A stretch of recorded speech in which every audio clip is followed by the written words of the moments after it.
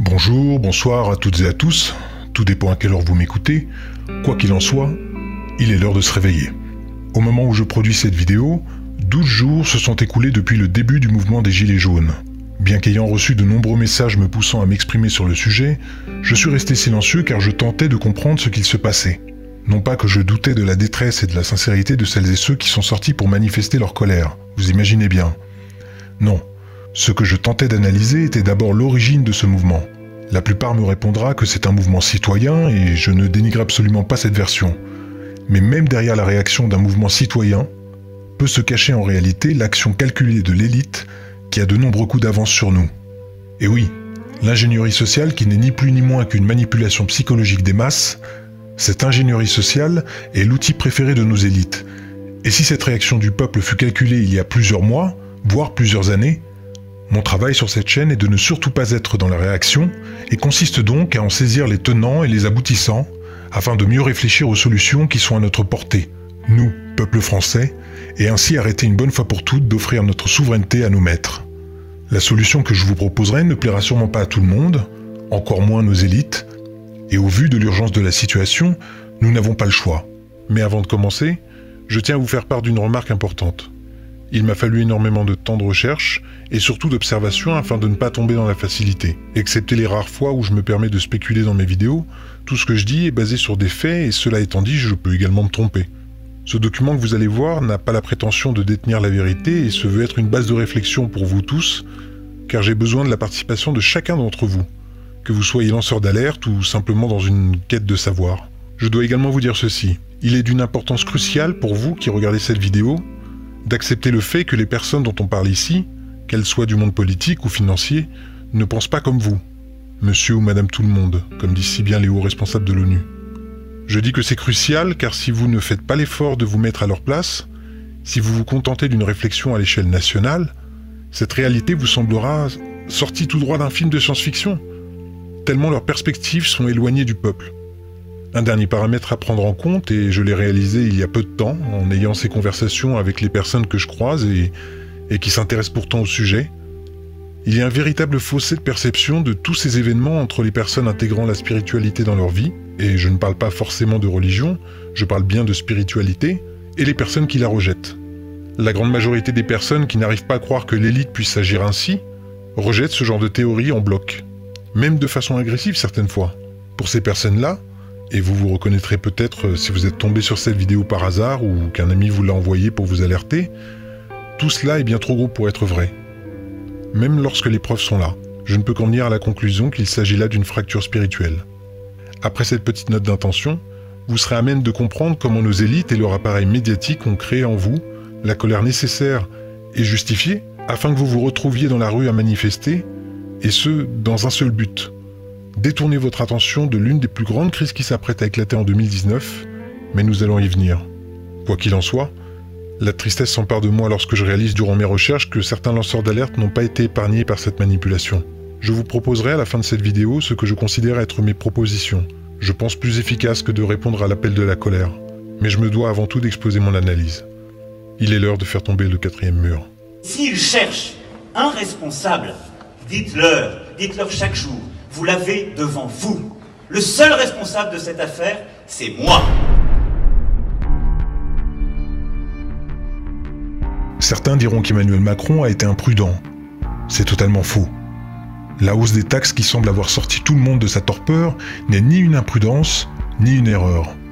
Le silence assourdissant dont il a également fait preuve concernant cette annonce et qui vous a poussé à fouler le pavé n'est pas non plus la preuve d'une gêne comme certains semblaient le penser. Sa popularité ne fait pas partie de l'équation. Il n'est pas là pour être apprécié, mais pour remplir sa mission. C'est comme ça que je le vis. La conviction qu'il existe une transcendance, oui. Quelque chose qui dépasse, qui vous dépasse, qui vous a précédé et qui restera. Vous devez réaliser que le siège du président de la République française est vacant depuis des années. Il n'y a pas de président de la République en France. Le président de la République n'a plus de pouvoir, ou beaucoup moins de pouvoir, en tout cas qu'avant, mais que les Français, et lui-même aussi, croient qu'il a toujours les mêmes pouvoirs. Les privatisations, il n'y a plus de politique industrielle possible. la globalisation. Le marché l'a emporté très largement. Et donc il y a un très grand nombre de choses qu'on croyait à la portée de l'État qui ne le sont plus. La seule personne qui tient la barre aujourd'hui est un banquier dont le commanditaire se trouve être la famille Rothschild, qui a un plan, et un seul. Amener notre navire, qu'est la France, et nous avec, à s'échouer sur les terres d'un nouveau continent se nommant le Nouvel Ordre Mondial. C'est la même règle pour tous les pays. Et cela doit passer par la destruction des nations, de leur politique, de leur culture, ainsi que par le vol de toutes leurs richesses, et c'est bien ce qu'il se passe depuis des années, mais force est de constater que leur plan s'est accéléré depuis qu'Emmanuel Macron a été élu. Non pas par le peuple, mais par les puissants. Il a tout le monde. Mais donc ça veut dire qu'il est habile ou qu'il est fabriqué? Non, il est fabriqué. Bien sûr qu'il est fabriqué. Benoît Hamon avait été choisi pour perdre.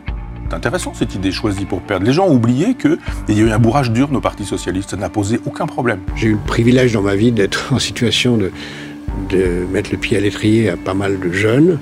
Je crois qu'Emmanuel Macron a tout à fait le talent pour être un présidentiable un jour. Un bourrage d'urne, pourquoi fait-on un bourrage d'urne au Parti Socialiste? C'est quand même étonnant ça. Non, il y a eu un bourrage d'urne, on a expliqué en 24 heures qu'on avait mal compté, qu'il a fallu recompter, etc. Mon œil.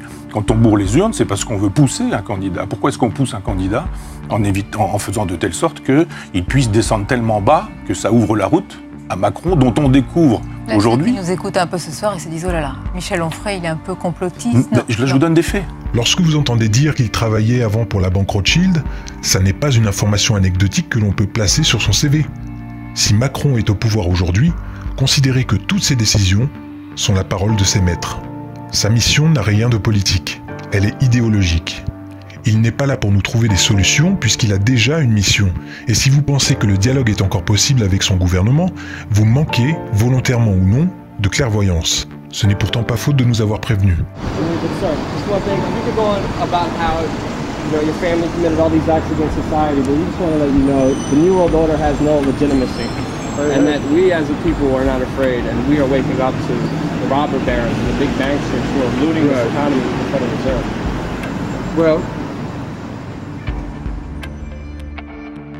Puisque l'on est sur les Rothschild, un élément que beaucoup n'ont pas identifié et qui relève pourtant d'une importance extrême, leur société a récemment vendu toute leur fiducie. On parle bien des Rothschild, et pas d'un petit groupe de traders, et cette info est passée quasi inaperçue. Je n'ai pas les compétences financières pour vous en faire un cours, mais lorsque les maîtres de ce monde se mettent à tout liquider d'un coup, il y a de quoi s'inquiéter. Et ce n'est pas sans rappeler ce qui précéda les nombreuses crises financières passées, ainsi que les grandes guerres. Un autre élément à prendre en compte est la dédollarisation actuelle de Moscou et de la Chine. У нас нет цели уходить от доллара. Доллар уходит от нас. Vous devez comprendre que lorsque je parlais au mois d'avril du démarrage de la Troisième Guerre mondiale cette année, annonce qui fut par ailleurs moquée par certains car ils n'avaient toujours pas reçu de bombes nucléaires sur la tête depuis, il n'en est pas moins que cette Troisième Guerre mondiale a bien commencé d'un point de vue économique. Tous les pions sont en train de se mettre en place. Moscou revendant tous ses bons du Trésor américain afin d'acheter plus de 92 tonnes d'or cet été, affichant un poids historique de 2000 tonnes d'or, jamais dépassé depuis 1941. И те, кто принимают соответствующие решения, они стреляют себе уже не в ногу, а чуть выше. Потому что такая нестабильность в расчетах в долларах, она вызывает желание очень многих экономик мира найти альтернативные резервные валюты и создать независимые от доллара системы расчета. Renseignez-vous et vous pourrez comprendre que les difficultés que nous connaissons aujourd'hui ne sont que le sas d'entrée d'une crise économique que notre pays, l'Europe, le monde va connaître très prochainement. Je tiens d'ailleurs à revenir sur un des numéros du magazine The Economist, dont les propriétaires se trouvent être, je vous laisse deviner, les Rothschild, et dont la couverture du 9 janvier 1988 représente un phénix se tenant debout sur différentes devises en flammes. Le gros titre de cette couverture, « Soyez prêts pour une devise mondiale ». Une crise mondiale était déjà en préparation et si vous souhaitez en connaître la date, je vais vous demander de porter votre attention sur la médaille en or que porte ce phénix. Une devise unique pour un nouvel ordre mondial, prévue alors pour 2018. Et même si l'on sait que les Rothschild ont 1 à 2 années de retard, je vous laisse en tirer vos propres conclusions. Je sais que beaucoup de lanceurs d'alerte ont subi comme moi les railleries depuis des années, nous reléguant tout de suite dans la case des théoriciens du complot, chaque fois que nous prononcions le mot « nouvel ordre mondial ». Entre parenthèses, si je voulais vraiment passer pour un gros théoricien du complot, je n'aurais qu'à parler du nom de domaine giletsjaunes.com qui a été acheté le lendemain de la présidence d'Emmanuel Macron. Là, vous pourriez me dire en effet que je vais trop loin. Merci à mon tipeur de m'avoir fait remonter cette drôle d'info, cela dit. Fermons la parenthèse. Et nous voici pourtant aujourd'hui face au piège de cet ordre, qui a été conçu il y a des années pendant que nous étions trop occupés à consommer. Our fifth objective, a new world order can emerge. On ira ensemble vers ce nouvel ordre mondial. Attali nous dit la solution c'est le gouvernement mondial, la Banque centrale mondiale. The international order that we have worked for generations to build. Et la condition d'un nouvel ordre mondial plus stable. On va vers ça. Est-ce qu'on ira à la place de la guerre ou après la guerre? Je ne sais pas. Our strongest beliefs are challenged by the rise of a yet unknown new world order. Et personne, je dis bien, personne ne pourra s'y opposer. Ce piège se referme sur nous, et bien que l'espoir d'un réveil national, voire mondial, subsiste toujours en moi, il m'est très difficile de ne pas songer au fait qu'il soit trop tard. Car c'est exactement ce que penserait une personne qui sonne l'alerte depuis des années face à la masse. Celle-ci n'ayant que pour seule réponse « Jusqu'ici, tout va bien ».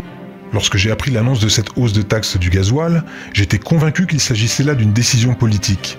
Comme beaucoup de décisions insensées dont nos élus ont déjà su nous gratifier. Mais dès que j'ai vu les premiers instigateurs du mouvement des Gilets jaunes, envers qui je n'ai aucune animosité, se voir ouvrir les portes de tous les plateaux de télé, c'est à ce moment précis que je me suis dit qu'il s'agissait là de quelque chose de plus important. Je me vois encore parler avec ma femme. Mes questions n'étaient pas « vont-ils être entendus ?» Je ne me suis pas non plus dit « c'est génial qu'ils aient réussi à se retrouver face aux Français ». Les questions qui me sont venues en tête sont « comment se fait-il qu'un mouvement citoyen puisse se retrouver devant les caméras des masses médias ? Pourquoi toutes les chaînes télé relaient ce mouvement lorsqu'on a eu la preuve durant des années de leur faculté à étouffer toutes les affaires gênantes pour le pouvoir en place ? En quoi son métier de banquier d'affaires peut aider Macron à être efficace en politique ? On est amené aussi beaucoup, et ça c'est, j'allais dire heureusement ou malheureusement, utile en politique, à communiquer, c'est-à-dire à raconter une histoire. S'ils veulent un responsable, il est devant vous, qu'ils viennent le chercher. Donc on y apprend d'une certaine façon aussi des techniques de... pas de manipulation de l'opinion, mais de... un petit peu. Vous montrez un peu aussi la violence et ces traces qui restent encore ce matin, ce sont ces zones totalement dépavées. Sur ces images, ce sont des militants de l'extrême droite qui défilent. On voit un slogan hostile au gouvernement. Regardez, ils lancent aussi des bombes artisanales, des bombes agricoles, ce à quoi les policiers répliquent. Il est très difficile de respirer. C'est totalement faux. Il n'y a pas de bombes artisanales. Je vois pas de... Regardez, est-ce que vous voyez qu'on est armé? Pas du tout. Monsieur, vous êtes de plus en plus nombreux à réaliser que les médias tentent de fausser votre jugement et influencer votre comportement. Je vous ai démontré dans mes précédentes vidéos comment j'utilisais moi-même ces techniques alors dans le corps médiatique. Et l'une des techniques préférées du couple média-politique est de détourner votre attention. On en vient à ma troisième question. Qu'ont-ils essayé d'occulter en vous mettant en colère ? Vous ne devez au grand jamais perdre cette question de l'esprit. Même si cette hausse des taxes met en danger votre revenu, même si celle-ci vous fait dire que vos fins de mois difficiles vont l'être encore plus, ne perdez jamais cette question de l'esprit, au risque de les laisser triturer vos émotions au point de tomber dans leur piège. Je ne vais pas tourner autour du pot. Votre colère, encore une fois justifiée, fut volontairement déclenchée par le gouvernement. Votre volonté de l'exprimer, quant à elle, fut motivée par le corps médiatique, habituellement si prompt à vous faire taire. Ajoutez à tout cela la rage des ultra-droites et gauches, prêts à casser du flic, et des flics, prêts à devenir casseurs. Nous, le rôle de la police républicaine, le rôle des gendarmes, c'est au contraire d'encadrer les manifestations et de permettre la liberté d'expression. Et d'ailleurs, j'ai Axel avec moi, un gilet jaune qui est venu manifester aujourd'hui. Alors, simplement pour commencer, la tournure que prennent les événements, qu'est-ce que vous en pensez ? Je sais pas ce que c'est la tournure réelle que prend les événements, parce qu'on dit que c'est très différent en province et à Paris. À Paris, en fait, il y a quelques bandes de casseurs. Aussi, j'ai croisé tout à l'heure des bandes de policiers déguisés en voyous. Donc, en fait, on sait pas tellement si les gens qui qui détruisent des voitures et qui attaquent des policiers et des manifestants ne sont pas eux-mêmes des policiers. Donc en fait, la tournure réelle des événements, on essaye de nous la flouter. Donc, Vous avez vu des policiers déguisés en... Vous avez vu ça? Oui, une bande de types vraiment de voyous, quoi. Des types que vous n'aimez pas croiser dans la rue, qui ont remis leur brassard en passant derrière un barrage de police. Quand on leur dit il y a des flics en civil, bah non, il n'y a pas. Non, c'est pas vrai, pas de flics en civil. Voilà, hop la preuve. Voilà. Et voilà. Non, ça a été dit, non, pas de flics en civil. Mais après ça casse. Et après ça fait des têtes. Et après c'est les gilets jaunes.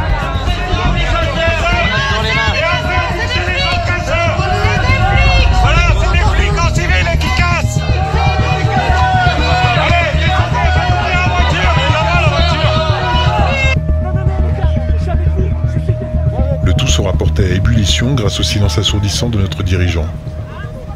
La suite, vous la connaissez.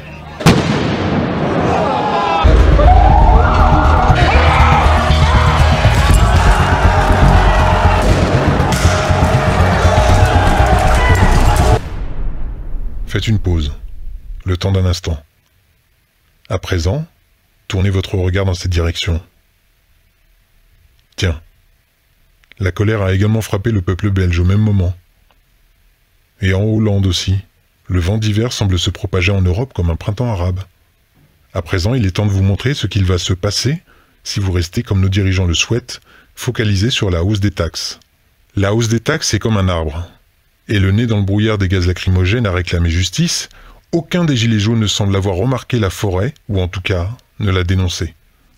We both declared the conclusion of the negotiations, say it together with me, of the Global Compact for Safe, Orderly and Regular Migration is agreed. Et si vous souhaitiez comprendre en quoi le nouvel ordre mondial est une menace pour notre pays, voici la réponse. Le 10 et 11 décembre prochain, 190 chefs d'État et de gouvernement se réuniront à Marrakech pour signer ce qui va mettre un terme définitif à notre souveraineté. L'objectif ? Opérer une migration massive de 253 millions de migrants déjà prêts à quitter l'Afrique, au sein des différents États et gouvernements signataires.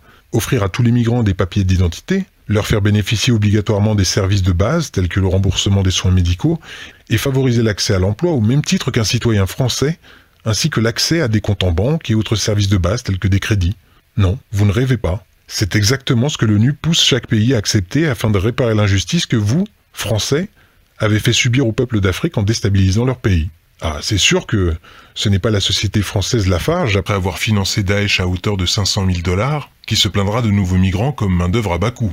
Mais rassurez-vous, il semblerait que l'on peut refuser ce pacte tout comme l'ont déjà fait l'Australie, la Pologne, la Slovénie, la Croatie, l'Autriche, la Hongrie, les États-Unis, Israël et l'Arabie Saoudite.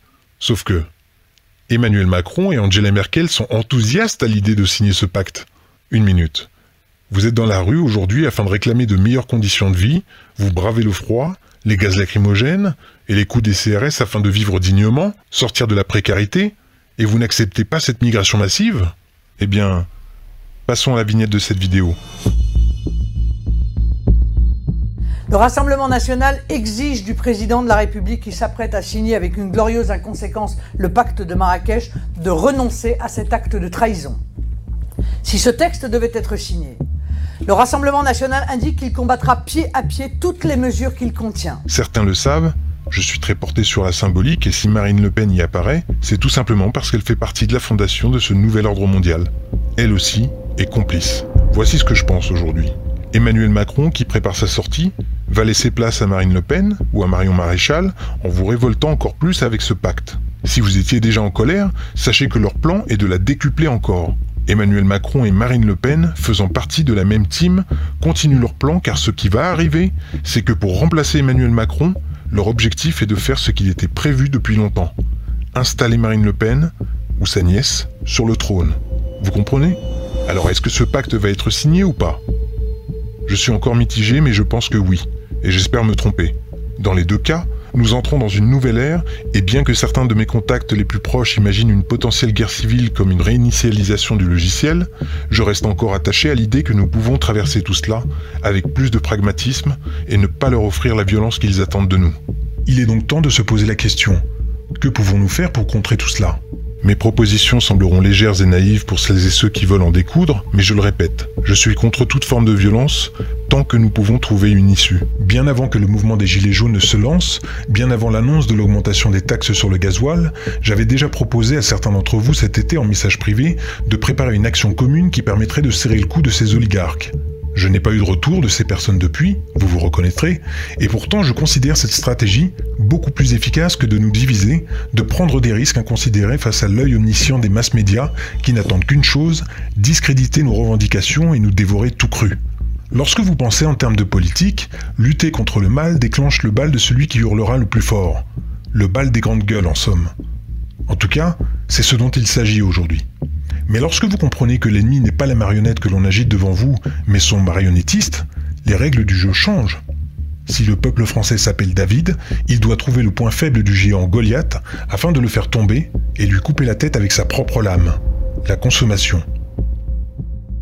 Plutôt que de fonctionner par des manifestations stériles, des affrontements bruyants, des blocages épuisants, ma proposition d'origine, avant que tout ce chaos ne se lance, était d'organiser un mouvement de grève nationale de la consommation contre les multinationales qui nous oppressent actuellement. Oser toucher à la consommation, c'est affaiblir le nouvel ordre mondial sans effort et dans le calme le plus plat. Une guerre silencieuse que l'on peut mener de chez soi, depuis son lieu de travail, ou même en famille, et dont le résultat, si cette guerre est menée en masse, grâce à vous tous, aura un écho destructeur pour notre ennemi. Lorsque je vous disais que nous n'avions plus le choix, ce n'étaient pas des paroles en l'air. Nous sommes, peuple français, aujourd'hui en guerre contre un ennemi qui se nourrit de notre comportement conditionné par les nombreux outils de contrôle mental que sont la publicité et la propagande générant en nous des désirs. J'avais parlé dans ma dernière vidéo intitulée « Je vous ai manipulé » de notre esclavage consenti grâce à la dopamine. Et si vous ne l'avez pas encore vue, je vous invite à la découvrir car cette dopamine génère en nous cette addiction à la consommation. Il est donc nécessaire de briser ce contrôle mental. Cette guerre devient alors spirituelle, car elle incombe un changement de comportement en chacun de nous. Comme cette cliente qui est déjà bien chargée. J'ai acheté 2 overboards. Combien au lieu de combien ? 159 au lieu de 258. Donc ouais, ça vaut le coup. Car si nous en sommes arrivés là, c'est tout simplement parce que nous avons consenti à notre esclavage. Plutôt que de pointer Emmanuel Macron du doigt, regardons dans le miroir et accusons le coup. Nous sommes toutes et tous responsables de ce qui se passe. Et si nous sommes responsables, c'est donc à chacun de nous de faire une analyse critique de nos actes. Ces actes qui ont donné raison à celui que certains considèrent comme un dictateur. Vous souhaitez vous faire entendre et serrer le cou de vos tyrans ? La grève de la consommation est une des armes que je propose d'appliquer dès maintenant. Voici quelques exemples qui ne demandent qu'à être enrichis par vous tous dans les commentaires et adaptés en fonction des possibilités de chacun. Si vous cherchez le bon moment et la motivation pour arrêter de fumer, c'est le moment. Je fais moi-même partie des 14 millions de consommateurs de tabac en France et participe à bourrer les caisses de l'État à hauteur de 14 milliards d'euros de recettes fiscales TVA inclus. Quoi de plus beau que d'asphyxier nos élites en prenant soin de notre santé, pas vrai ? Réduisez votre consommation d'alcool ou stoppez-la complètement si vous n'êtes pas victime d'alcoolisme. Si vous cherchiez le bon moment, dites-vous que c'est 7,7 milliards d'euros qui rentrent dans les caisses de l'État et qui ne bénéficient de toute façon pas au peuple. Le carburant, pareil. Pour celles et ceux qui le peuvent, ne prenez le volant qu'en cas d'urgence, et si nous sommes des millions à nous y tenir, nous ferons s'écrouler les comptes de ces salopards. Nous entrons en pleine période de Noël. Les 6 dernières semaines qui précèdent le 25 rapportent pas moins de 68 milliards d'euros de chiffre d'affaires, dont 12 milliards de commandes via Internet. Rien ne nous empêche de nous retrouver en famille, mais pour une fois, soyons créatifs. Passez plutôt par des jouets intelligents réalisés par des artisans. La difficulté, c'est de trouver des entreprises qui peuvent survivre et faire des prix compétitifs par rapport aux prix chinois. Ces artisans français qui ont besoin de votre aide. On a créé l'entreprise avec mon mari il y a donc bientôt 15 ans de ça. Donc là, il n'est pas là à l'honneur, mais je tiens vraiment à lui faire honneur parce que c'est lui qui fabrique tout de ses petites mains dans l'atelier. Plutôt que de faire gagner des milliards à Mattel, Hasbro, Apple, Samsung, vos enfants vous remercieront plus tard quand ils apprendront que la frustration qu'ils ont connue cette année-là était due à votre patriotisme. Et puisque l'on parle d'enfants, faisons une trêve sur les achats d'appareils électroniques qui n'ont aucune autre utilité que de nous enfermer dans un cercle vicieux de narcissisme. Parce que pour satisfaire notre besoin toujours croissant de dopamine, pour tenir ce nouvel objet dans nos mains, pour avoir des notifications et des likes, des dizaines de milliers d'enfants dès l'âge de 8 ans sont obligés de travailler 12 heures par jour, 7 jours sur 7 dans ces conditions tellement abominables que nous n'accepterions pas ça pour nous-mêmes.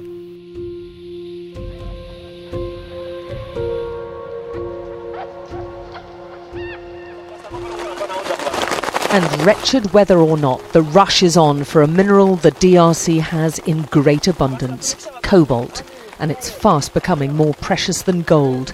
It's a critical ingredient in lithium-ion batteries which power smartphones and laptops. An army of children are at the heart of the mining production. Wearing no shoes and in the most wretched conditions, Dorsan is ordered to retrieve the sack he's forgotten. There's an urgency now. The rains make this dangerous work even more risky, and Dorsan's told in no uncertain terms he risks a beating if he messes up again. Dorsan, with Richard beside him, have worked all day. They're 8 and 11 years old. Even this punishing work doesn't guarantee enough for food. Dorsan hasn't eaten for 2 days now. This is what helpless looks like, and he's one of the children making millions for multinational corporations in America and China whilst they suffer in squalor. For this, they'll get maybe 8 British pence a day. Walitusukuma tunaenda tena tunarudia. Mimi nashikia sana mkongo inauma. Kama mimi natumia mkongo inaumaka na mbavu na lekula kinapita kile nyuma. Comment pointer du doigt Emmanuel Macron lorsque nous acceptons nous-mêmes que des enfants se tuent à petit feu pour récupérer le cobalt et le coltan présents dans nos appareils électroniques? Vous comprenez pourquoi nous sommes toutes et tous responsables? Nous payons également aujourd'hui le prix de notre consentement à l'esclavage de nos frères et sœurs à l'autre bout du globe pour notre petit plaisir. Comment voulez-vous que nous soyons crédibles dans nos revendications si nous ne commençons pas par un travail spirituel? Un travail qui se fait face au miroir. Si nos enfants ne sont pas capables de comprendre que leur plaisir tue des milliers d'enfants, à quoi bon? Expliquez-leur. Je vous assure que ce n'est pas un discours moralisateur que je fais là. Cette conclusion, je me la suis prise aussi en pleine face en faisant mes propres recherches. J'ai moi-même un smartphone et un ordinateur portable, mais j'essaie simplement de prendre le mal à sa source, de l'exposer en plein jour, et que cela froisse notre susceptibilité ou pas, il n'en est pas moins que des dizaines de milliers d'enfants triment pour ce que nous appelons le progrès. Do they eat every day? Some day we eat, and the others we don't eat. When was the last time he ate?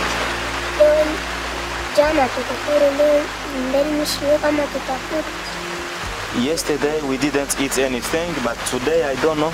Maybe today there is a chance we can eat something. Alors que nous sommes tous plus ou moins conscients de la catastrophe écologique qui pèse sur notre planète, rappelons qu'au sens large, écologie signifie la science des conditions d'existence.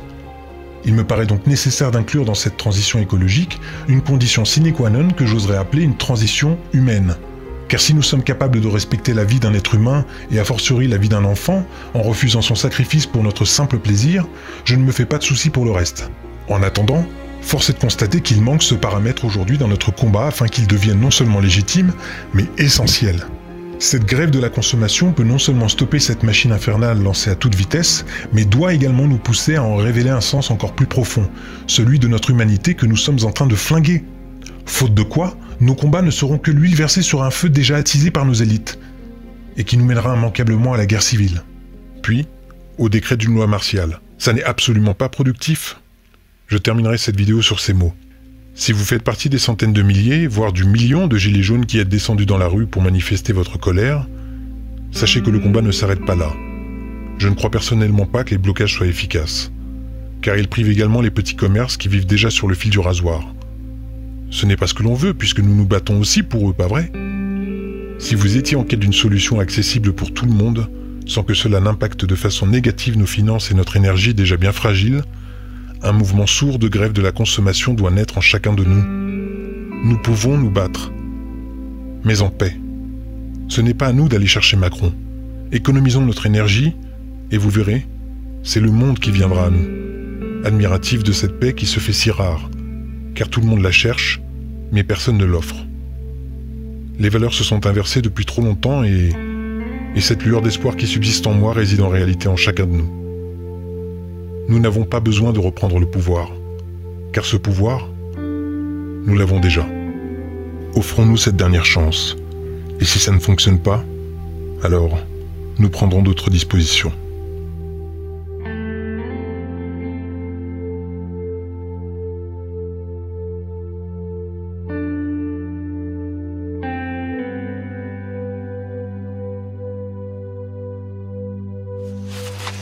Sose. Wende ukufunda. Abukonzi hapa. Kutoka kuonana. Kufika kitasi kwa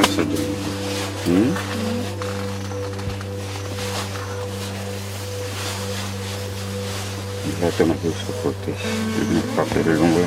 Yo también,